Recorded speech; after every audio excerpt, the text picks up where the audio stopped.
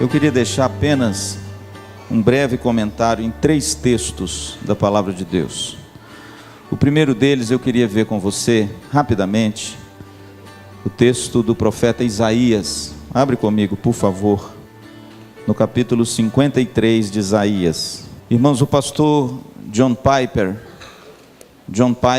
é um pastor reformado de uma grande igreja batista nos Estados Unidos. Dr. John Piper tem sido considerado um dos maiores pastores e um dos maiores teólogos do nosso tempo. Dr. John Piper tem várias obras publicadas em português. E eu tive o prazer de ver o Dr. John Piper há alguns anos atrás, num congresso aqui no Brasil. Dr. John Piper tem um livro que se chama, e esse livro me chamou muita atenção, esse livro se chama O Sorriso Escondido de Deus. E eu confesso que quando eu vi a capa desse livro, eu fiquei meio assim, o sorriso escondido de Deus. O que o Dr. John Piper está querendo falar com esse tema desse livro? E aí, irmãos, depois que eu li esse livro, eu descobri o que o Dr. John Piper quis dizer com essa frase, às vezes enigmática, porque ela está exatamente em Isaías 53, 11. Olha o que diz a palavra de Deus. Ele verá o fruto do penoso trabalho de sua alma e ficará satisfeito. O meu servo, o justo, com seu conhecimento, justificará muitos, porque as iniquidades deles levará sobre si. Irmãos, o Dr. John Piper diz o seguinte: o sorriso escondido de Deus. Ele verá o fruto do seu penoso trabalho. Do trabalho de quem? De Jesus Cristo. Ele verá quem? O Pai. O Pai verá o fruto do penoso trabalho. Porque o texto está falando de quê? Da cruz.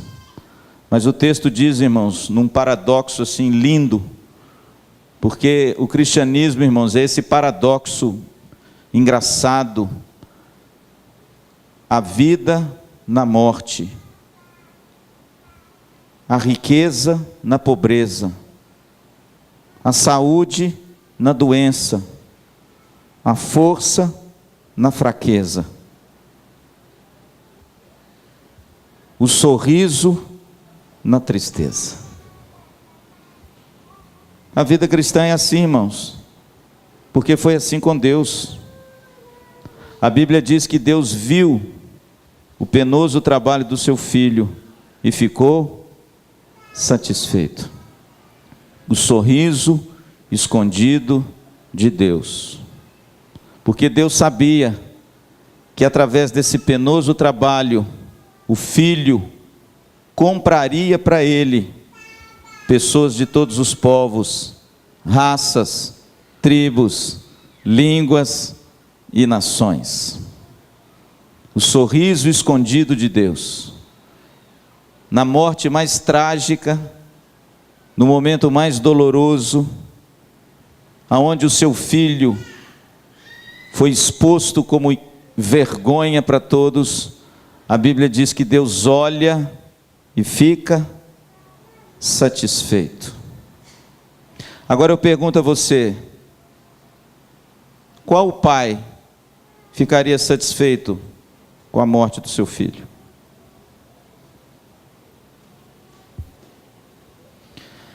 Isso só para mostrar para você, querido, o quanto você custou para Deus.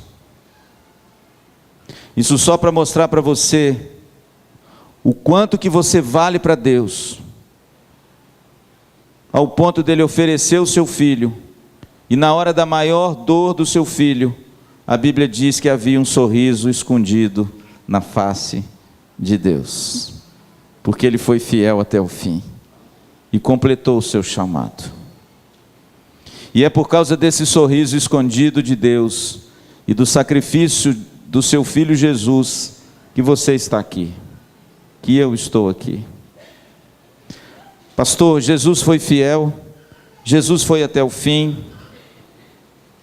Olha o que ele mesmo disse: sobre esse penoso trabalho dele. Vai lá comigo rapidamente em João capítulo 12. João capítulo 12, versículo 24. Quando Jesus fala em verdade vos digo, a palavra em verdade no grego é amém, amém.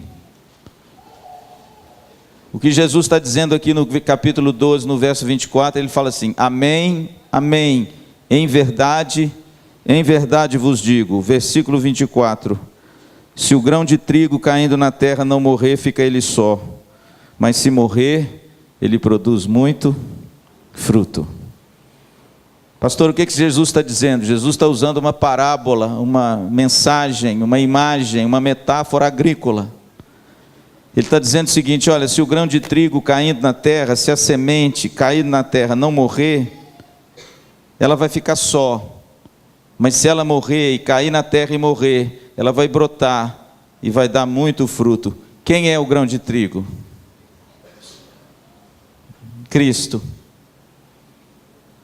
O que Jesus está dizendo é o seguinte: o grão de trigo veio a essa terra, o grão de trigo morreu, o grão de trigo deu alegria para o Pai, porque ele foi fiel até o fim e foi obediente até o fim.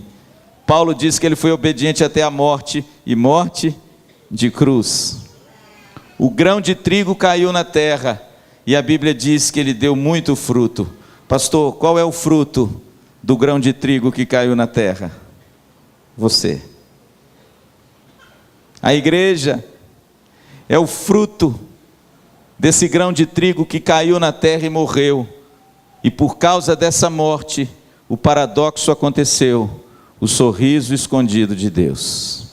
O filho foi obediente, porque o filho teria que morrer para comprar você, para reconciliar você, para salvar você, para regenerar você, para converter você, para santificar você, e quando ele voltar, para glorificar você.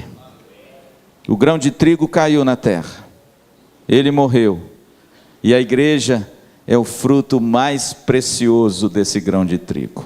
Portanto, ame a sua igreja, valorize a sua igreja, lute pela sua igreja, ore pela sua igreja, e sirva de todo o coração a sua igreja. Por quê? Porque esse grão de trigo que morreu e ressuscitou e deu muito fruto, entregou para a igreja um propósito sublime. Qual é, pastor? E esse é o meu último texto. Efésios, capítulo 3. E eu termino. Efésios, capítulo 3. Versículo 8 ao versículo 10. E eu termino. O apóstolo Paulo está escrevendo a uma igreja que se tornou o seu QG, depois da igreja de Antioquia. O apóstolo Paulo permaneceu 3 anos na cidade de Éfeso. O apóstolo Paulo fez de Éfeso o seu quartel-general, e de lá ele comandava os seus pupilos, trazendo e levando-os segundo a necessidade de outras igrejas. Foi de Éfeso que Paulo escreveu as cartas aos Coríntios. Foi de Éfeso que ele disse assim: Timóteo, vai para a igreja dos Coríntios, porque lá está muito esculhambado. Nós precisamos arrumar aquele negócio. Paulo, irmãos, foi o grande mentor e, na minha opinião, um exemplo de um homem que amava a igreja. Muito mais do que um missionário ardoroso e valente, Paulo foi um pastor zeloso e apaixonado pela igreja. Olha o que ele diz no versículo 8 do capítulo 3. A mim, o menor de todos os santos, me foi dada esta graça de pregar aos gentios o evangelho das insondáveis riquezas de Cristo, e manifestar qual seja a dispensação do mistério, desde os séculos, oculto em Deus, que criou todas as coisas. Agora, irmãos, veja a missão minha e sua, verso 10, para que pela igreja, a multiforme sabedoria de Deus se torne conhecida. Sabe o que Paulo está dizendo aqui? Eu antes era um insolente perseguidor. Eu antes encerrava os cristãos nas prisões e até consenti com a morte do teu servo Estevão. Eu antes, no meu zelo, eu achava que servir a Cristo era perseguir a igreja. Mas pela graça eu fui alcançado. E essa graça fez de mim um pregador, e um pregador aos gentios. E ele diz ainda que ele foi um pregador das insondáveis riquezas e do mistério de Deus. Pastor, qual é o mistério de Deus oculto desde os tempos antigos? Jesus Cristo. Ele é um mistério que agora nos foi revelado. Ele é o grande mistério de Deus, que estava lá no Velho Testamento, mas Deus trouxe à luz na pessoa bendita do seu Filho Jesus. E aí Paulo, irmãos, dá agora uma incumbência solene para mim e para você. Paulo agora coloca nas nossas mãos o propósito de Deus. Ele diz o seguinte: para manifestar qual seja, verso 9, a dispensação do mistério, desde os séculos oculto em Deus, que criou todas as coisas, para que pela igreja a multiforme sabedoria de Deus se torne conhecida. Pastor, o que Paulo está querendo dizer? Primeiro, a palavra multiforme é uma palavra bonita no original. A palavra no original, a palavra polipoikilos, significa várias cores no original. O que Paulo está querendo dizer é o seguinte: a natureza de Deus é uma natureza grande demais, sublime demais, perfeita demais, variada demais, soberana demais. É algo assim que possui várias nuances, várias cores. O nosso Deus é um Deus maravilhoso, é um Deus acima de todas as coisas. E esse Deus, essa natureza variegada, multicolorida, deve ser agora proclamada pela igreja. É isso que significa a palavra multiforme sabedoria de Deus. As várias cores de Deus precisa ser proclamada através da pessoa bendita do Senhor Jesus Cristo. É para isso, querido, que Deus chamou você. Para adorá-lo de todo o coração, para celebrar o seu nome com toda a sua vida, mas para proclamar essa multiforme graça de Deus, da soberania de Deus, que estava oculto, mas que você agora vai fazer isso, porque tem essa missão nas suas mãos. Portanto, meu amado, a nossa vida nesse mundo custou um sorriso escondido do Pai. Na maior dor de Jesus, a Bíblia diz que o Pai ficou satisfeito, por minha causa, pela sua causa. O grão de trigo caiu na terra e morreu, mas ele ressuscitou e deu muito fruto para a glória de Deus. E ele mesmo disse que quando ele ressuscitasse, ele atrairia muitos para ele mesmo. E até hoje, irmãos, ele tem atraído.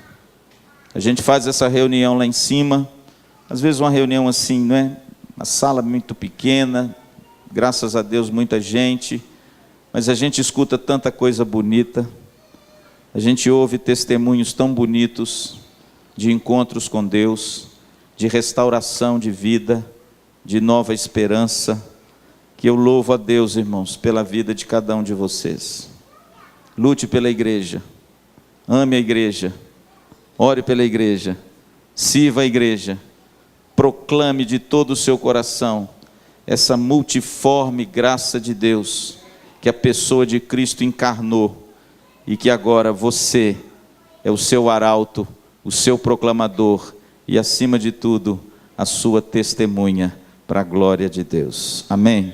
Que Deus te abençoe, querido, Deus te use de forma poderosa, que você seja um instrumento bendito nas mãos do Senhor, um vaso nas mãos de Deus, para ser usado para o crescimento do reino de Deus e para a bênção da sua gloriosa igreja, em nome de Jesus. Amém.